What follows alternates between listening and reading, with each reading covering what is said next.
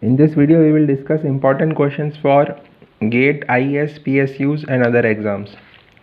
So in the first question, H1t is given as delta t plus 1, H2t is given as e to the power minus t u of t. So we have to find the cascaded response. So the cascaded response is given by simply delta is t plus 1 here, so replace t with t plus 1. So e to the power minus t plus 1 ut plus 1.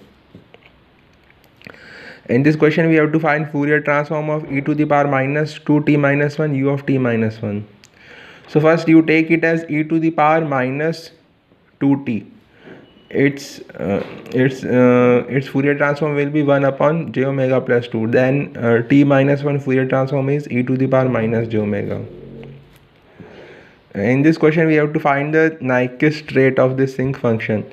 So simply add the frequencies of these two functions. So it is 80 and 120. So the Nyquist rate will be 200 Hz.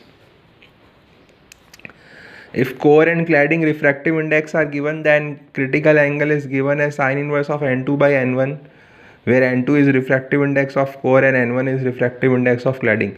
And refractive index of core is always greater than refractive index of cladding. Numerical aperture is under root of n1 square minus n2 square. Acceptance angle is sine inverse of numerical aperture and acceptance cone is 2 into acceptance angle. So in this question, we have to find the fundamental time period. Xt is 2 cos 2 pi by 3t plus cos pi by t. So time period of first signal will be 2 pi upon 2 pi by 3, which is equal to 3, and time period of second signal will be 2 pi upon pi, which will be equal to 2. So the ratio of t1 and t2 is 3 by 2. So the time period will be 2 into t1 6 seconds or 3 into t2, which is 6 seconds. So the answer is 6 seconds. Now in this question, if a clock frequency used in 8085 microprocessor is 3 megahertz, then we have to find time required to execute instruction dat d. So we know that dat d requires 10 t states, and 1 t state is of this 3 megahertz. So 1 upon 3 into 10 to the power 6, so 0.33 microseconds. So 10 t states will require 3.33 microseconds. In this question, y of n is equal to 1 upon a to the power of n u of n, and this is convolution 1 to the power of 1 upon a to the power of n u of n, and sigma of n equal to minus infinity to infinity y of n is 9. So we have to find a for bounded input. So first these are convolution, so it will be multiplication in z domain. So first we take the z transform. So this will be equal to z upon z minus 1 by a square because of these two terms. Now the z transform formula is also equal to sigma of n equal to minus infinite to infinite y of n z to the power of minus n. This is how we represent z transform. So in this we replace z equal to 1. So it will give us sigma of n equal to minus infinite to infinite y of n, and this value is given as 9. So this is equal to 9, and put z equal to 1 here also. So 1 upon 1 minus 1 by a square. This means that 1 upon 1 minus a is equal to plus minus 1 by 3. So the value of 1 by a is either 4 by 3 or 2 by 3, but a cannot be greater than 1, because greater than 1 means that non-bounded input. So the value of a is 2 by 3.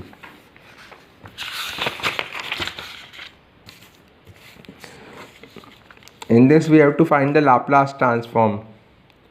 So we are given the signal t square minus 4t u of t minus 2.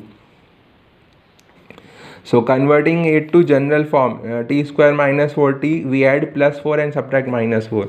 So this will be equal to t minus 2 square u of t minus 2 and minus 4 u of t minus 2. So first take the Laplace transform of this t square. It is given as 2 by s cube, and take Laplace transform of t minus 2. So it is e to the power minus 2s, and here also e to the power minus 2s and 1 upon s.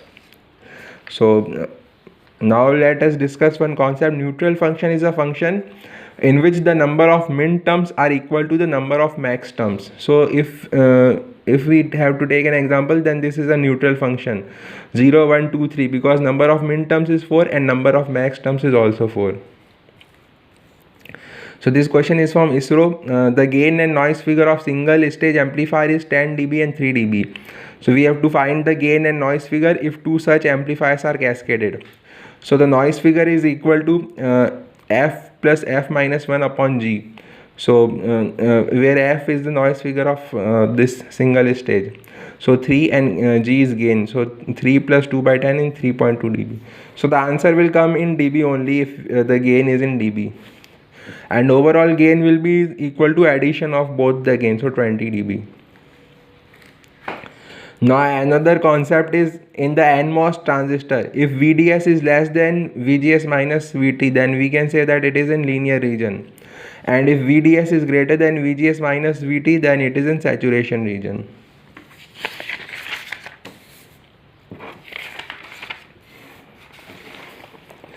In this question we have to find the average value of this waveform. So this value is 14, this value is minus 6.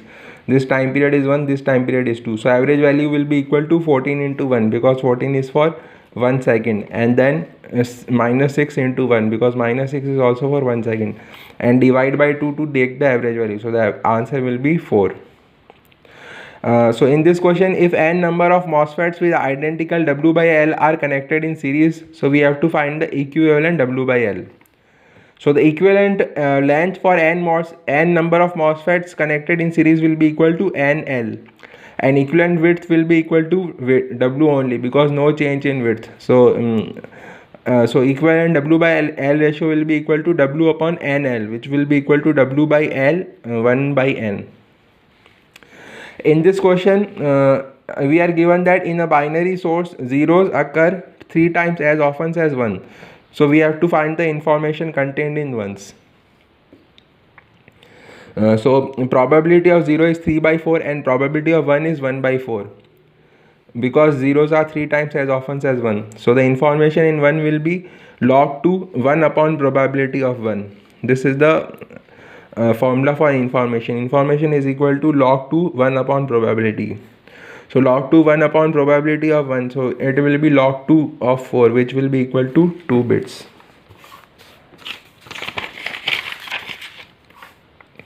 Now another concept is that directivity of antenna is proportional to 1 upon beam width. So remember this.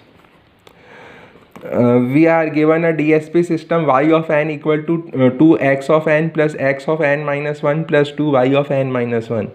So we have to find whether the system is FIR or IIR or stable or unstable. So the system is IIR because y of n is present as feedback also because of presence of this y of n minus 1 term.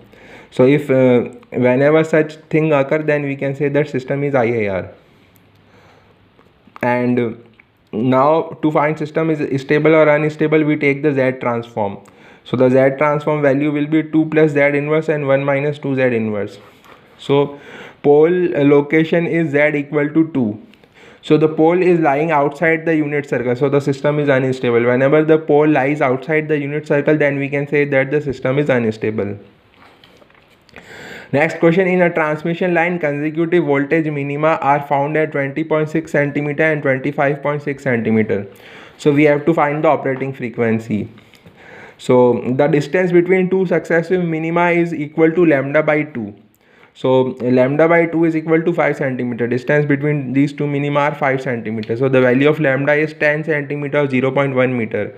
So frequency will be equal to C upon lambda. So the value answer for frequency is 3 GHz. Now consider this question. In the sequence is given as x of n equal to 2, 4, 6, 8, 0, 1, 3, 5, 7, 9. So we have to downsample it by 3, then upsample by 2 and present the result.